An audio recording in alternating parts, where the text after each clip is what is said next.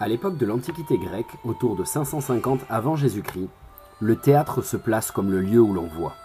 Cette expression bien choisie révèle deux sens. À la fois le sens de voir le spectacle théâtral proposé et à la fois le sens d'avoir des visions divines et liées au culte. C'est également par le théâtre que se transmettent à Athènes certaines valeurs civiques d'éducation permettant au peuple grec d'être les précurseurs de la démocratie.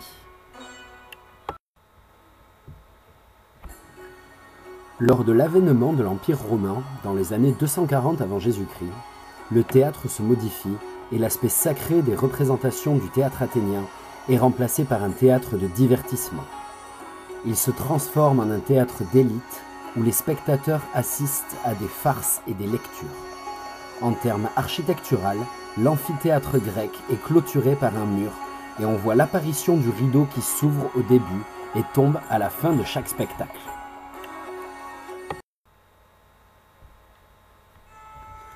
Le théâtre du Moyen-Âge marque un retour à l'aspect divin en ce qui concerne les thématiques des pièces jouées. Il est essentiellement organisé par l'Église qui offre au peuple des spectacles portant sur l'histoire sainte. Cependant, les lieux de représentation ne sont plus aussi typiques du théâtre que lors de l'Antiquité, puisque les pièces se jouent désormais dans les églises et parfois dans la rue ou sur les places publiques. Le public se déplace alors afin de suivre le déroulement de l'histoire.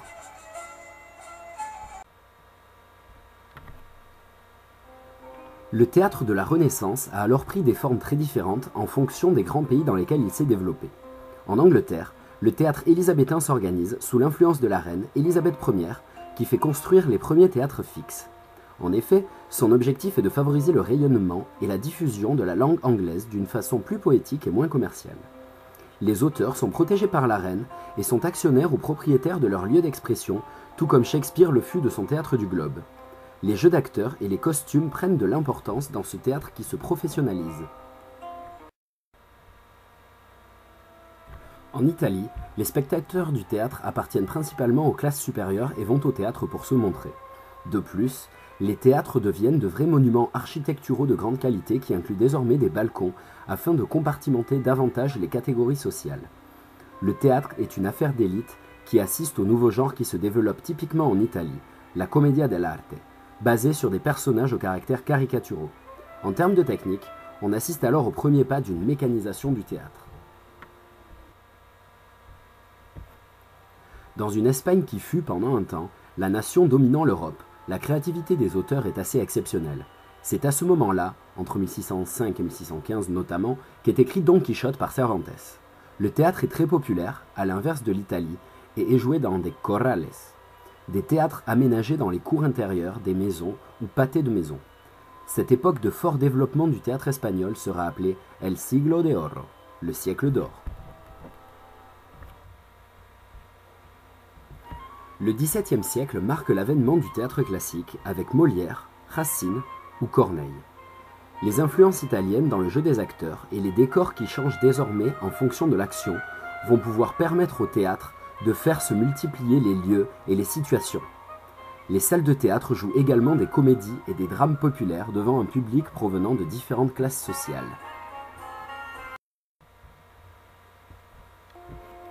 Au XVIIIe et XIXe siècle, le théâtre se modifie et on peut même considérer qu'il s'embourgeoise, à la fois au regard du public assistant aux représentations et à la teneur des sujets traités.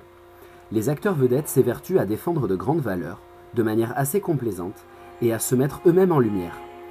Les salles de théâtre mettent en pratique le compartimentage en fonction des classes sociales, et on va au théâtre autant pour voir que pour être vu. C'est d'ailleurs une des raisons pour lesquelles les théâtres laissent le lustre central allumé pendant les représentations. La fin du XIXe et le début du XXe siècle seront une époque charnière pour le théâtre, dans la mesure où celui-ci fut dans un premier temps décrié et délaissé par un public lassé d'un théâtre qui ne dit ou ne défend aucune idée forte en lien avec leur quotidien. Cependant, par la suite, le théâtre sera réapproprié par ce même public qui fera émerger sur scène les thématiques qu'il souhaite voir abordées.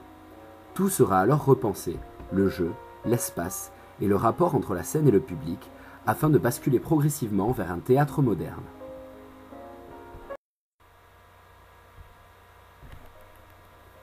Le théâtre du XXIe siècle relève désormais le défi de pouvoir exister à la fois avec du nouveau, à travers des formes d'art toujours plus novatrices et originales, et de l'ancien, issu d'un théâtre ayant connu un âge d'or dans les époques passées. Le XXIe siècle parle désormais davantage de spectacle vivant que de théâtre, tant l'interpénétration des différents arts se fait dans le théâtre d'aujourd'hui. Les frontières du théâtre sont désormais floues et cet art se réinvente sans cesse, mettant en œuvre des formes nouvelles, théâtre d'improvisation, thérapeutique, pédagogique, etc., ouvrant un peu plus les possibilités quasi infinies qui s'offrent à lui.